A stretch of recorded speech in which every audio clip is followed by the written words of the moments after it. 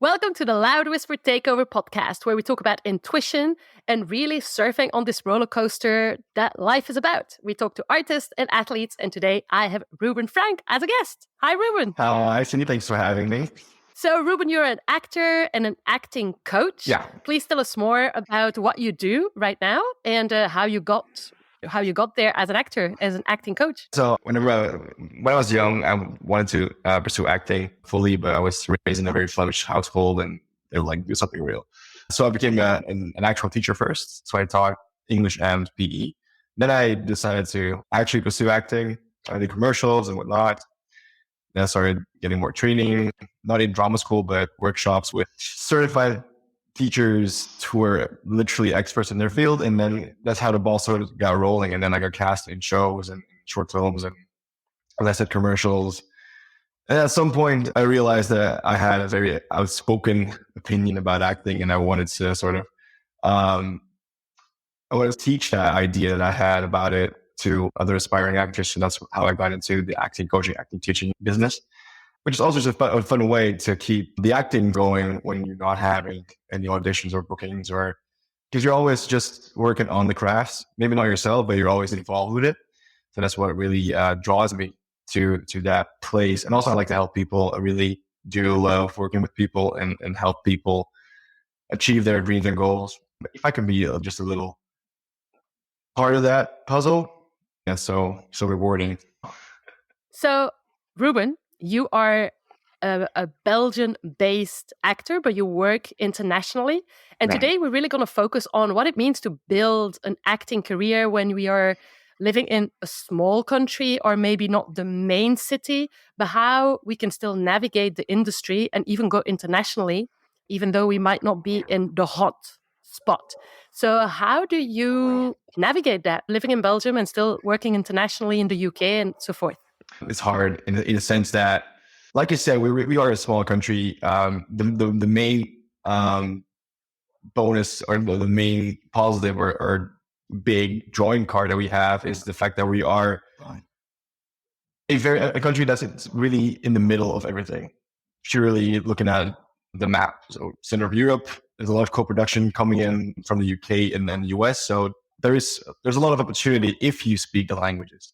And I feel like that's, for many actors I know, the challenge. We have many great actors, but we have a small industry here in Belgium. So if you're not part of the, I don't want to be that guy, but if you're not part of the clique or the little group, it's very hard to get jobs here in Belgium. Whereas with the co-production thing, I feel like internationally you have more of a fair chance. Your agent gets your auditions. But then again, it's pretty difficult because you have to compete against native speaking actors who also have had training. So it's really about, for me, it's about how many languages can you speak really well to the point that it sounds like you're a native, because that's what you're going to be doing. That's how I built my career. I don't like to call it a career because I don't feel like, I don't know, imposter syndrome or whatnot. But that's how I managed it, and that's how I got my agents, because I have very solid mastery of English accents, both American and British. So that's mainly the thing, because it's tough in Belgium. I feel like, especially because it's such a small market.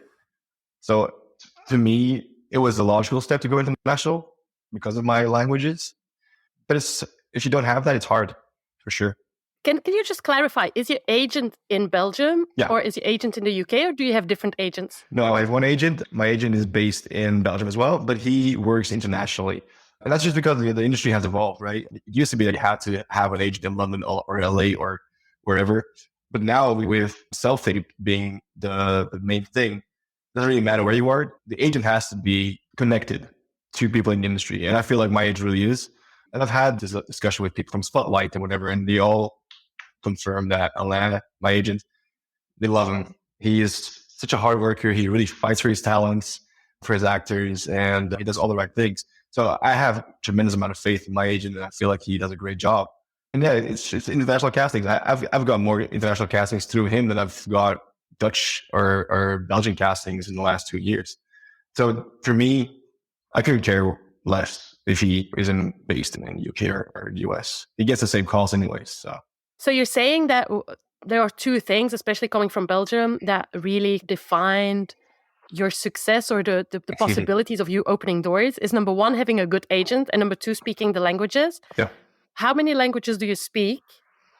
Which languages do you speak? And are you a native in those languages, or did you do any sort of accent reduction? So I've worked in 4 languages. Yeah. No, well, I mean, they count them now. So I've worked in Dutch, English, French, and German. Yeah.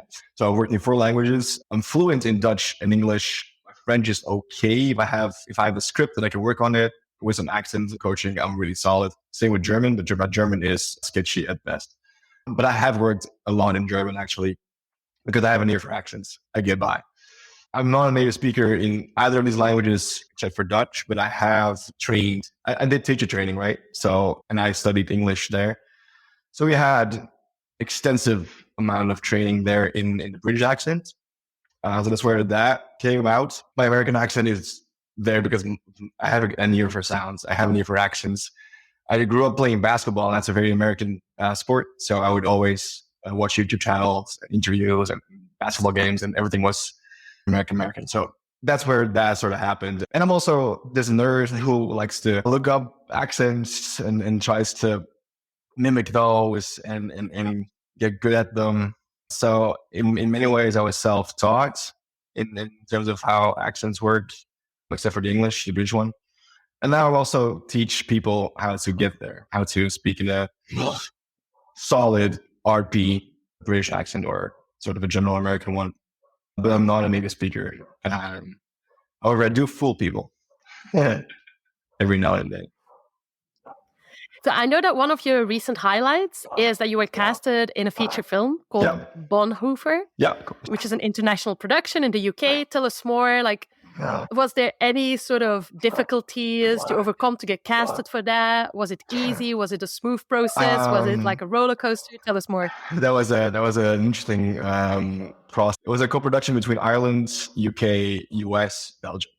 So a lot of moving parts. I got called in for an audition to audition for a certain character. They gave me a scene, but I didn't know what I was auditioning for. I had no idea what it was. I knew it was a movie, but I didn't know who the director was and didn't know what the story was. I just had to go on instinct. So I did. This is one of the things that I'm passionate about as well as an actor is you study script analysis based on the little things you have. So I was able to piece together a lot already. Then I was in the waiting room for the audition. I was in Brussels. Khadija Leclerc, she was the casting director. I was in the waiting room and I had no idea what I was auditioning for. And I asked if people in the room knew it, and they did know. I was like, oh, so what are we auditioning for? And they told me it was for God's Spy, because that was the working title at the time. They later changed it to Bonhoeffer. And I asked who the director was, and they said Dr. Maneke. And I was like, who the hell's Dr. Maneke? Like, you don't know? I'm like, I don't know. So I looked him up on IMDb, and he is this huge American director. He worked with Tom Hanks. He wrote Sully, which Tom Hanks plays the captain, and he works with Sean Penn. He worked with such amazing actors. I was like, oh shit. So they gave me butterflies. So I walked into the casting room, did the casting for the character that I was reading for. But then on the spot, the casting director gave me some more lines to do for other characters as well. So that was tricky. And it taught me a thing or two. It taught me to be quick on my feet. I'm blessed in the sense that I learn lines really fast. I have an easy time picking up lines, but it made me, as an acting teacher, shift focus a bit and incorporate that element in my teaching as well, to prepare actors to read quickly and to quickly pick up new texts or unseen scripts that they just have to do, because that's how casting works. Straight enough, because I was bashing on in-person auditions, that was not an in-person audition. No self-tapes required. So the casting process was definitely interesting. And then I got cast in it.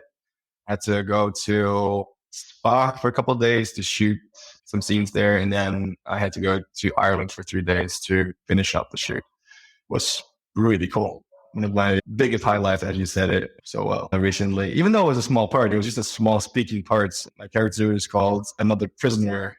It wasn't that I had a big part in it, but it was definitely cool. I had my own trailer and everything, so it was just out of this world. Wow, that's wild to have your own trailer. Yeah, so cool. So a question, because I've had similar experiences as an actress, like doing auditions for roles or bigger roles that I'm used to. And sometimes I had information about who the director was and stuff, and I did research. And I'm like, oh my gosh, this is huge. And then sometimes I had no idea what I was casting for. And then I got the role and I got on set and I had no idea that I was actually like moving with big people. Yeah.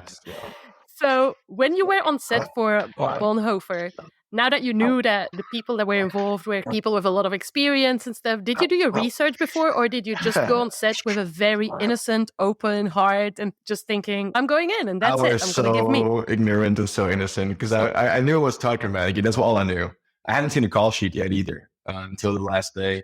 But then you're focusing on your scene that you have to shoot and everything. So you get the call sheet and I just checked where I have to be and who is who. I didn't really look into anything. I didn't really do any research. I didn't really have time for that with travel and everything. But so I was very ignorant, very innocent coming on set. And then I got on set and yeah, it blew me away because you had producers there wearing Marvel and DC hats. They were on those projects. You had a DOP, John Mathieson, who had filmed Phantom of the Opera, Gladiator. He was a goddamn DOP. And I was like, what? It totally blew me away. And it was also my first time working with Americans on a professional film set. And that was interesting as well. Because, Americans are very positive people. But to the point that they, as a Belgian, because we were very modest, we don't like to brag. They will tell you how great you are 10 times in a minute. You know what I mean? And it felt so forced. It felt so fake at first because we were not used to that at all.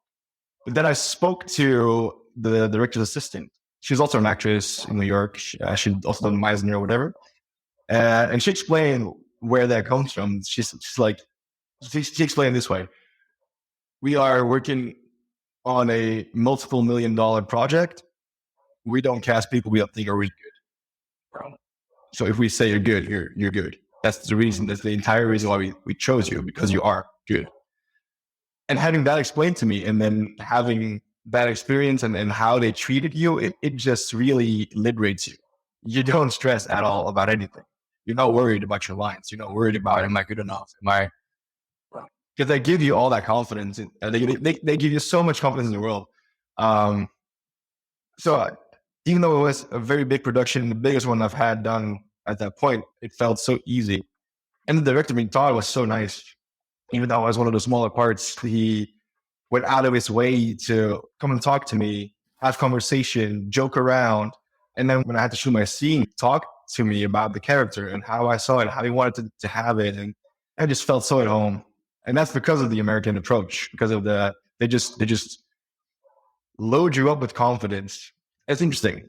Yeah, so that was really cool. But no, I was very unaware of who was working on that thing. It was just this roller coaster of, that's a face. Oh, that's a face. Oh, that's a face too. Oh, okay. Hello. It was wild. So yeah, that's fun. First thing I want to bounce back on is you said like somebody told you, look, we only cast like good people here. And I think there is a power in receiving a compliment. Yeah. Because a lot of people might also brush it off, but actually the fact that you were open and you were like, yeah, I'm going to receive this so that it fuels me. I think that's really a beautiful thing. And I think as artists, it's important that we do that. Yeah, it's hard to do it though. I'm really bad at that still. I think a lot of that has to do with you're always your own worst critic and you want to be better and you always want to be better. So if people tell you that you're good, you tend to not agree with them because you can be better. But it really helps to just accept the compliment, as you said it. But a lot of that is our Flemish background as well. We don't typically do that. We want to be modest. And a lot of times when people give you a compliment and you accept a compliment, it might come across as arrogance here in Belgium. And that's something we just don't want to get across. Sort of, it's been a work in progress for sure, the accepted compliments. But yeah, in that moment, it really helped. But that's also just the American way of doing it. They'll tell you so many different times, so many different ways that at some point you just can't help but accept it.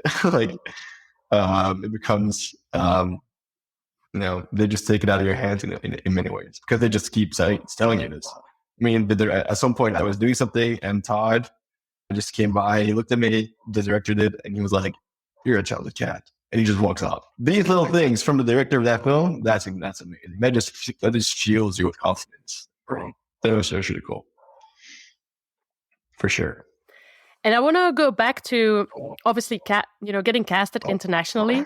And obviously, sometimes there are like really big people working on that project and we just didn't know them. Or they're just not part of our circle because obviously we might be networked locally or in our country or the neighboring countries and not in other countries. So you go into a casting. You don't know anything about the director, the writer, maybe, the other actors. How are you the best prepared in your opinion? Is it through script analysis, just working with what you have? Is it doing extra research? Like now that you have that experience, like what's your take on it? I'm a big text guy. So I like to work off of script analysis a lot. Even if you have just one page of a scene, you can find out so much about what you're doing in that scene. I'll give you an example. I got cast not too long ago in a British TV series called Bookish. Small parts. They didn't really give me any information to go off of at first. The only thing I knew was it's in the 40s, it's in London, and it's a crime thing. That's all I knew. My character's pretty small. I got the lines. It's 3 lines, literally 3 lines. And that was going to be the only scene that I had as well. But with that little scene, I was able to deduce so many things about the show that I was able to put in the audition. And I think that's why I got the part in the end. So I really believe that there's so much on the page. If you're willing to look, you know how to look. In that sense, this reminds me of Edgar Allan Poe, for example, the writer. He was a writer who was big on the idea that every word on the page has to propel the story forward. If it doesn't propel the story forward, it doesn't have a place on the page. So in that sense, everything the writer has penned down has meaning. You just have to find it. So that's one thing. But also at the same time, you want to have your own sort of interpretation to it. Because it's one thing to do what the writer and the director expect you to do, but everybody will do that. And the hard part is, how do you stand out? Everybody's given the same given circumstance. Everybody's given the same material. How do you stand out? And that's really the hard part, I feel, about acting. Because acting isn't your job. Your job as an actor isn't to act. Your job as an actor is to audition. It's to get good at auditions. And then when you get the job, that's playtime. That's reset at school. You just get to play around in the sandbox. It's really auditioning. So for me, it's text analysis. And when you know who the director is, you can look up some things. But usually you have so little time that I don't really focus too much on that aspect. I try to just work with the scene and the lines and what is the situation that we're having to play. That's what I tend to do. So I'd love to bounce back on that. First of all, I absolutely love what you said. Like, working as an actor is actually auditioning, is getting the job. And then once you got the job, it's playtime. And it's so true. That's probably the easiest part, because you can just dive in and you have time to really expand and let your creativity take the lead. I also want to bounce back on the fact that you had 3 lines, because I think that as actors, I think there is a bit of a challenge is that when we go to an acting school or we train in acting, we receive long scenes. Yeah. And so in that scene, there is an arc and your character is changing. And then when you audition, for the first roles you audition, it's small roles. And you have literally 2-3 lines. And you're like, how am I gonna find an arc in these 2 or 3 lines? What are your tips, your top tips for these, because we're gonna do probably 100 of auditions before we land like a big role, right? Yeah. Of that type. What are your top tips for actors? You have 2, 3, 4 lines to make the most of it. Yeah, so the co-star roles, as they're called, are the ones that are going to at first be your bread and butter. Sadly, you have to do them. It's the hierarchy of the industry. You just have to work your way up. And sometimes you get lucky. Some people get cast off the street into big roles. That is 1 in a million. That doesn't happen a lot, sadly. What I would tend to do, or what I always tell people, is find the situation you're in. If you can convincingly do what's on the page, really do what's on the page, in the right setting and circumstance, you will be believable. So that's number one. Find out what you're doing, where you're doing it, why you're doing it as a character. Because to me, a lot of people focus on character way too much. They want to make the character stand out. But in an audition, they only had, you've seen the audition, let's say, 2 days before the deadline. In those 2 days, you also have other things to do. You have work to do. No way that in these 2 days, you're going to find a character. It doesn't happen. Character is born over months. So I always say, don't focus on character. Just make sure you know what you have to do. Do that really. So if you really do something on set or on screen or on whatever, you're believable. So that's number one. Then number two, find the nuances. As I mentioned about the audition that I just did, I read through the lines.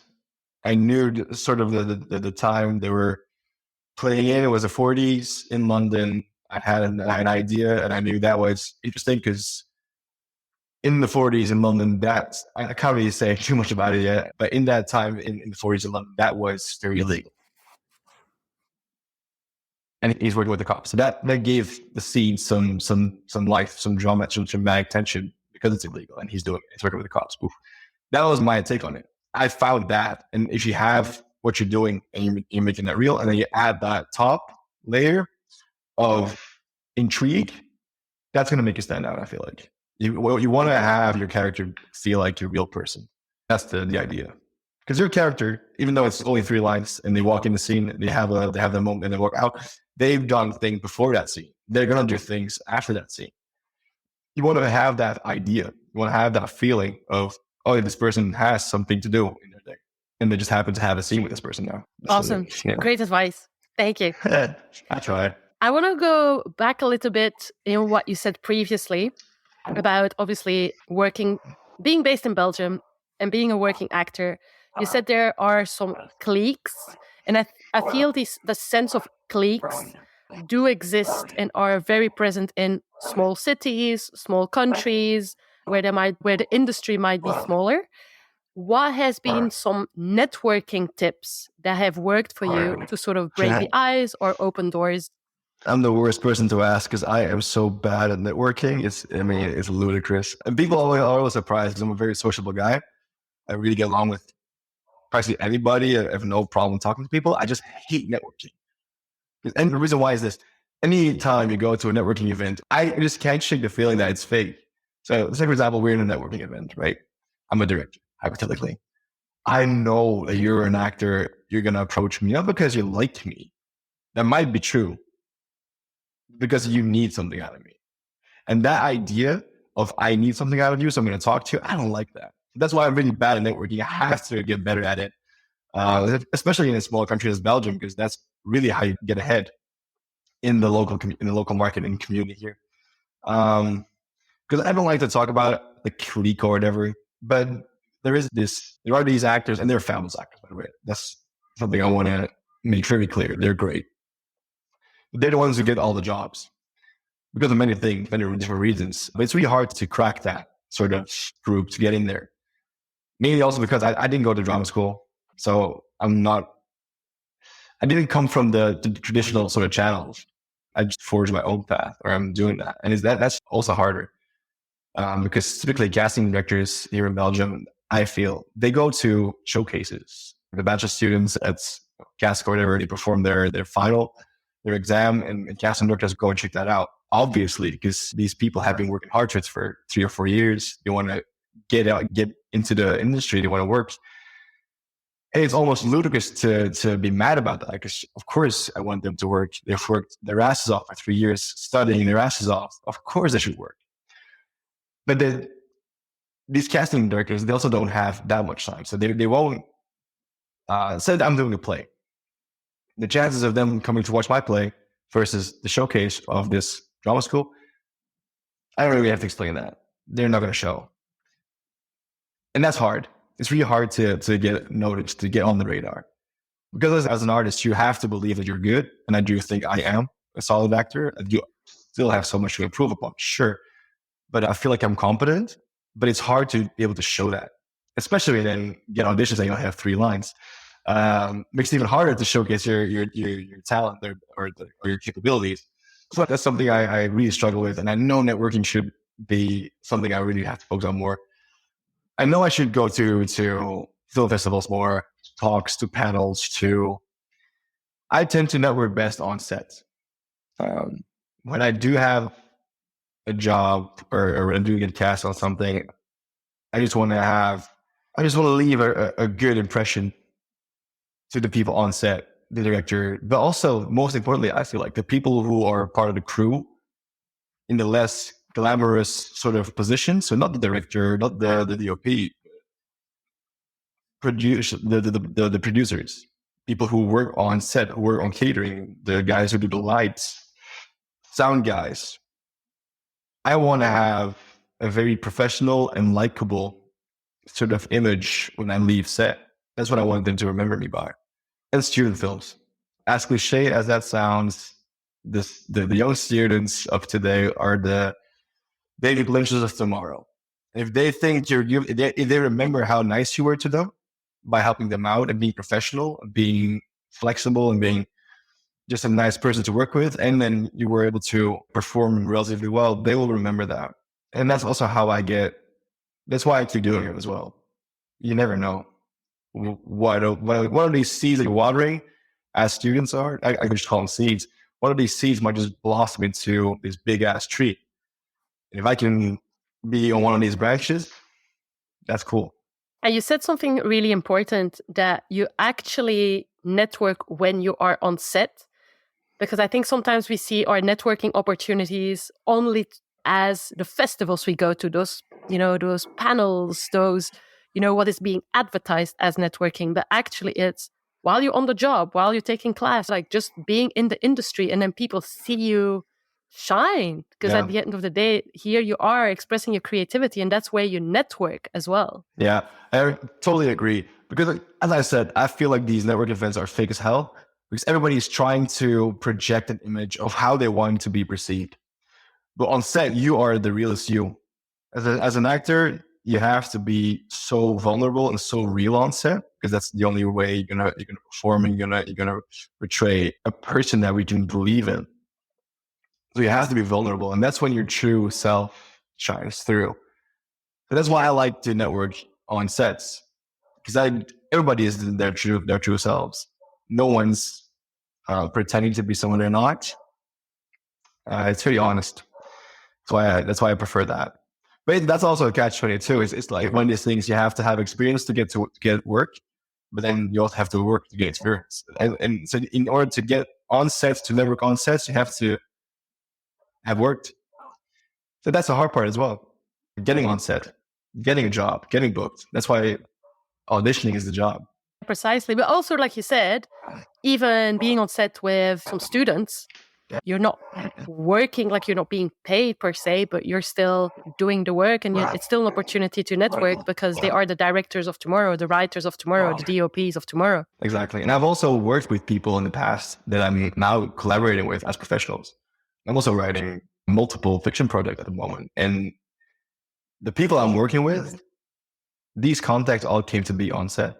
A writer that I met in an audition room, I didn't get the part. They were a student writing on that film, but I remembered her writing. I thought it was great. I ran into her and I was like, yo, maybe we should write something.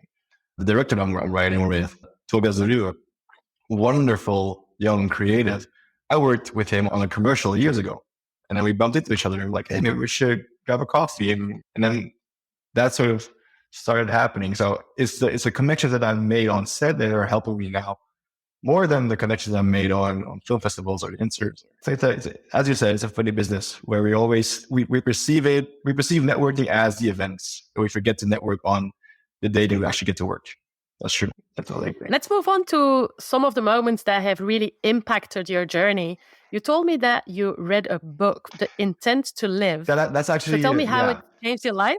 So the book, The Intent to Live, was recommended to me by Steven. Steven Widmeyer he's a Meisner expert. He is maybe one of the teachers that has impacted me the most in my work. And he recommended me this book, The Intent to Live by Larry Moss. Larry Moss is an acting coach in the US. He's worked on He's worked on The Green Mile, for example.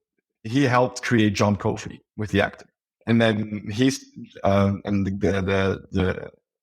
the writer of that book, he studied under Meisner, Adler, Strasberg, Hagen. He studied under all the greats when they were still alive.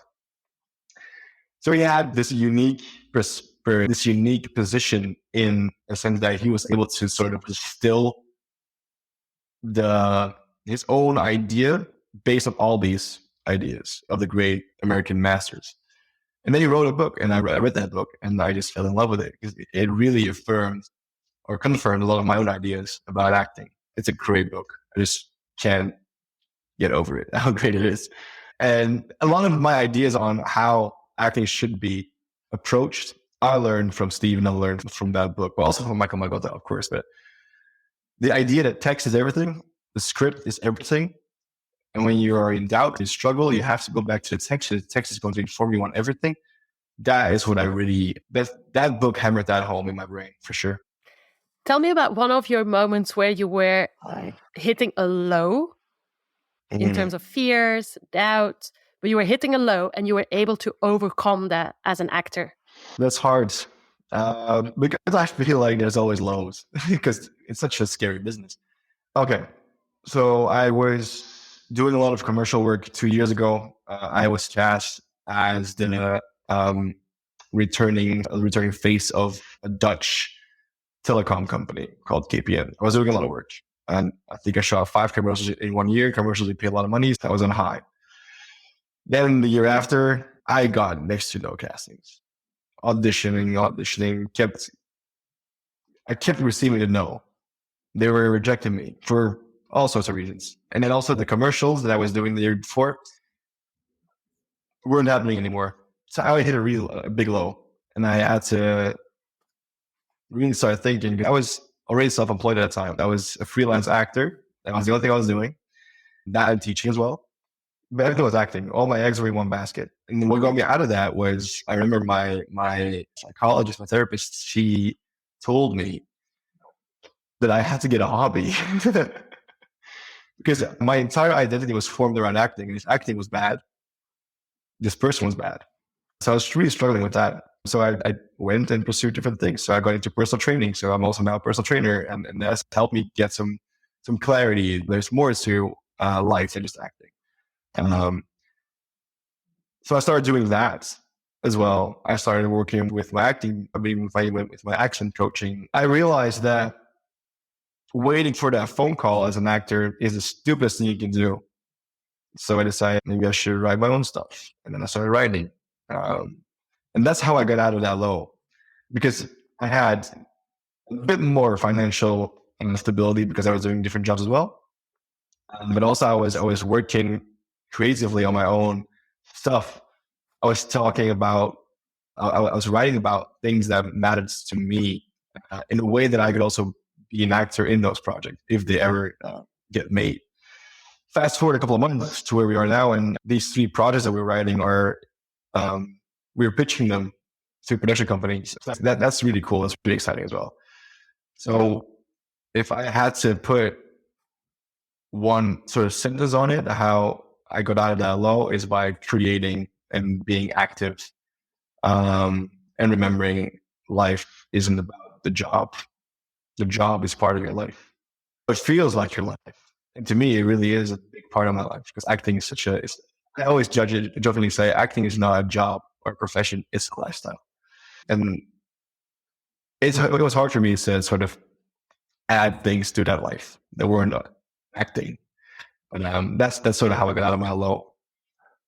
If that makes sense. Yeah, absolutely. So if I could summarize it, it's really, number one is taking the bull by the horns, is creating your own opportunities. That's where we really feel empowered. Even if there are no's that are coming on one side, we're still making the dream happen through our own projects, even though we do need patience, because making a film takes a hell of a lot of time. But then I would love to talk about this identity thing, because that is something I think a lot of artists can relate to. I certainly can. It's that I felt my whole identity was I'm an artist. And basically, rewinding a few years ago, I had a massive health crisis. I got into fitness, and all of a sudden, this fitness element of me started to express herself. And I had an identity crisis because I didn't want people to perceive me as anything else but an artist. And I had to kind of break free of that and say, you know what? I am an artist, but I'm so much more. And if you cannot, see that my box is getting bigger, you're missing out on life, because I'm not changing box. It's not because all of a sudden I add fitness to my things that I become a fitness instructor. It's like I am an artist and so much more. There you go. But it was a crisis to go through that and accept it. For sure. I've had a similar phase in life, because I always jokingly say, I don't have hobbies, I have obsessions. So if I do something, I become a nut. There's no even ground, there's no middle ground or whatever. It's either do or don't. And if you do it really like batshit crazy, balls to like everything has to be dialed in, or I don't do it at all. So I really, really understand what you're saying. And I had the same sort of crisis, but in that sense, it's like you said, you're not changing boxes, you're just building a bigger box. If people don't see that, they should step back a couple of steps to see the bigger picture. Because you can be so many things. And I feel like as an artist, the more you do in life, the more experiences you have, the better your craft is going to be eventually. And for me personally, for example, because I was about identity and casting and stuff, this has something to do with that. I was always considered for the handsome guy roles, especially when I was a little younger and I had a bit more hair. I was always considered for the handsome guy role. And then I also had that identity crisis, actually, because at that point, because I was also doing modeling, I felt like I wasn't being seen as an actor. I was being seen as a pretty face. So I had a really big crisis there where I was really rebellious and I would always try my best to not get cast in those parts, just to make a point. I was going out of my way to get these other sort of roles, which no one was going to give me because I was just starting out. And then I had to learn and accept that this was also part of who I was, and take that and own it, because those are the parts I was going to lose. And that's how I got into fitness as well. I was like, okay, you know what? I'm going to own this part of me. Okay, I am a handsome guy. I'm going to own this. I'm going to be that, because that's also what am I defined by this only? No, I can be so much more. But it's also part of my identity. And then I started getting into fitness because I thought, casting wise, if they're going to cast me for the handsome guy look, I need to look that part. And so I got into fitness. First, I hated it because I was always been a basketball player, and I just, as a field sport guy, you just don't like the gym. That's an unwritten rule. Apparently, it is. But then I fell in love with that, and then what do you know? I got obsessed. So, and then that came along. Like, am I an actor or am I a PT? No, fucking them both. So I feel like you don't want to limit yourself. However, because there's also the other side of that coin where I feel like sometimes as creatives, and this is something I struggle with at times as well, because you're so interested in many different things, you tend to lose focus on one thing, because you have all these different things happening, all these little endeavors, and you end up with so many different things happening at the same time that you have to focus on, that you can't really commit to one thing fully. So that's also something that I'm learning. Yes, it's okay to do many different things, but the thing that you feed time and energy is the thing that will grow. So I had to also think, what is my main goal? Is my main goal being a really good PT and an athlete or whatever? Yeah, that's a goal. But what is the main goal? The main goal is still acting. So that's always something you have to remind yourself of. And I'm writing, and I feel like I'm becoming a writer as well. That is something that's happening. We want goal. To become a writer? No. To be creative? Yes. But what's the end goal? To get to play a character in these things. So I always try to do many things, but I always try to make sure they all come back to the main sort of line, to the spine of my existence, which is acting. I can relate to it so much. Like, same thing, I have obsessions. So, for example, when I started Krav Maga, the normal person would do 4 hours, 6 hours a week. I went in and did 17 hours a What? week. So I just dive in. And I also have to remind myself, Cindy, why are you doing it for? Oh, yeah, because you want to be an action actress and it's for your screen fighting skills. So it all goes into the right direction. But it is true. We have to sort of, our outside experiences nourish us as actors, but we also have to remember, okay, what is my main direction here? Because otherwise we get lost in the forest kind of thing. Absolutely. But also I wanted to pick in, sorry that I interrupt you there. I'm so sorry, but about the identity crisis, why I feel like, because you're a dancer and actress, I'm an actor. Why? Because you hear this identity crisis thing more with dancers and actors, people who are on stage, because I don't think a musician has their instrument. And let's say, for example, I'm playing a piano and the piano is really out of tune. I can then say, shit, this piano's out of tune. I can't really play this. But as a dancer, as a performing artist, where your body is your instrument, you have nothing to hide behind. You are the instrument. If you are out of tune, your performance sucks. And if that sucks, you suck.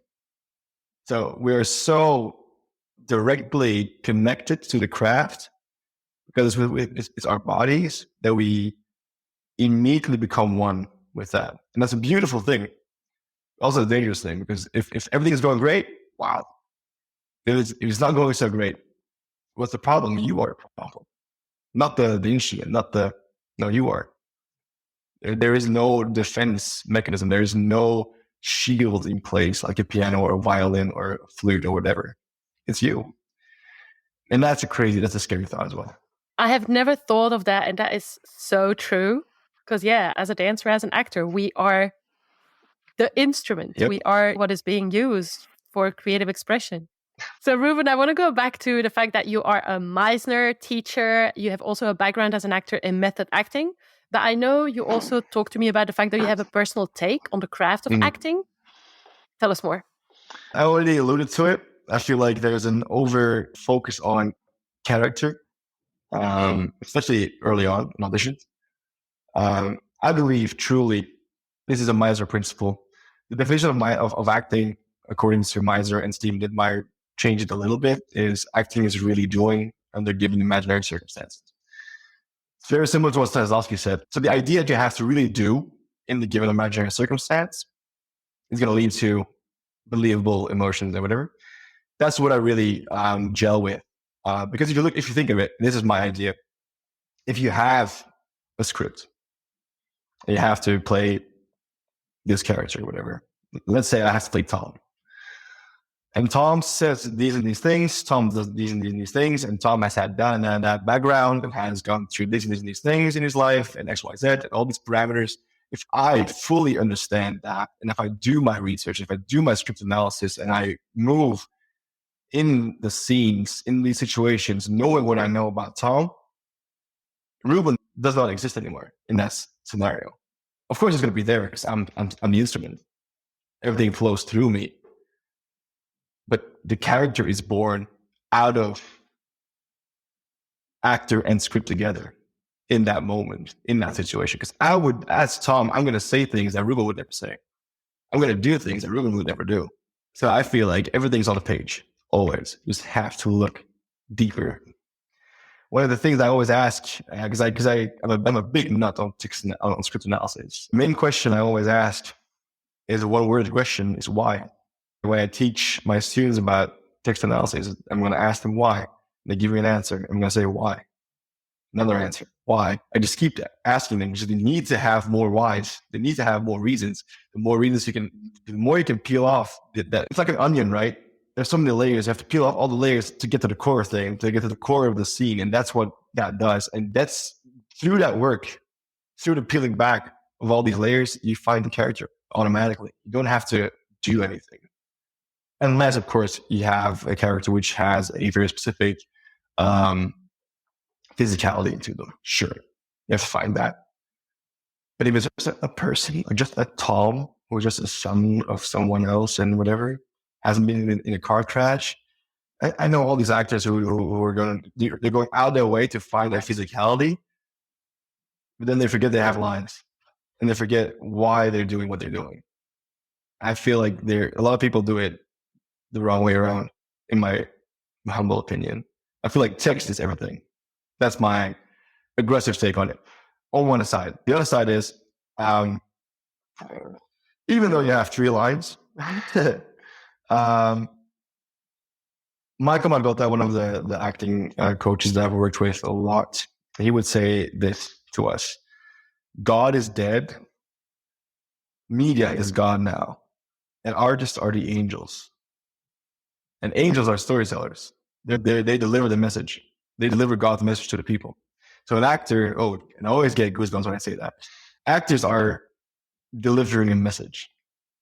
It's up to you to find that message. And what is that message? I feel like, and this is why I'm so passionate about it, I feel like stories are there to change people's minds or add to the human experience. I feel like stories should lead to conversation. It's the way we get people to connect, especially nowadays, where if you're not with me, you're against me kind of thing is happening. We've lost nuance, we've lost the middle ground, the gray area. And I feel like that's what your goal should be. Find the deeper meaning in everything you do to spark conversation, spark progressive conversation. I feel like that should be taught more. Because I still feel a lot of people who get into acting want to get famous because they like the idea of being an actor and they like to be on film. And that's a fair reason. I'm not judging anybody. I feel like you can get into acting for whatever reason you want. But the need that you have for telling stories is what's going to keep you in the industry, even when it's going bad, or even when you don't have a job for 2 years. And I feel like it's that idea, that philosophy of telling stories, of delivering messages to people. That's my sort of very dogmatic take on acting. That's my aggressive take on it. I feel like even me, it really hits me like that is, it's the need of telling stories, the need, to add a little bit of transformation into the world or add to the healthy debates. That's why we're doing it for, and that's what keeps us in the industry, whether we receive no's for many years, whether things are crumbling down or not. So thank you so much for sharing that. Ruben, if people want to work with you as an actor or as a coach, where can they find you on social media? Oh, sure. Social media. That's the thing. I quit social media because it was very unhealthy for me. So that's going to be hard. But if they want to work with me as an actor, they can call my agent, Alain Laroutem, the wonderful dear Alain Laroutem, at Lucky Star International Talent Agency. As an acting coach, I work for ACT Academy. We work in the weekends to provide services for anybody who isn't in a position to go to drama school. It's a camera-based school. So if you want to work with me in that capacity, that's where you can find me. Then you can find me on Facebook at Ruben Francq, and you can always shoot me a message there. Thank you so much, Ruben, for this super powerful chat. Thank you. Thank you for listening to the Loud Whisper Takeover podcast, and we'll see you in the next episode.